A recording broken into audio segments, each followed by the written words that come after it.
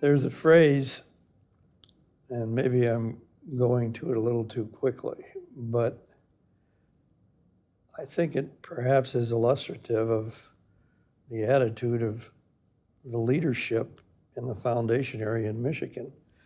When I first went into philanthropy with the DeWaters Trust, Mr. DeWaters used the phrase in some giving. There's a dormitory named after he and his wife at Kalamazoo. There's a DeWaters Art Center in Flint. And I read the old newspaper articles, and he said he considered philanthropy to be a rare privilege.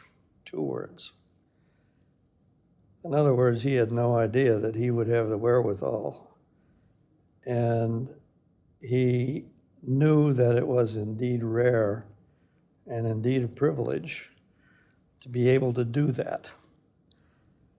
And the converse of that is people getting into themselves a little too much because they do have the wherewithal or access to the wherewithal to make changes and maybe get a little too bludgeoning along the way. That's not the word I would have hoped to use, but getting a little bit too forward and never getting above their grantees, never getting, above their peers and things of that nature. So, and I wouldn't just use that to describe them. I've seen a good deal of that with CMF leadership in one form or another. I've seen a little bit of the other side of it, not much. But mostly people don't get out of themselves, we'll put it that way. They don't become blatant. They don't become bruising in their grant making or anything like that.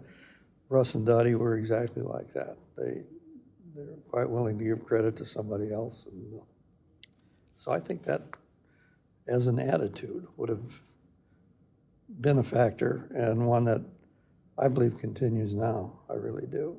I haven't found a better phrase, and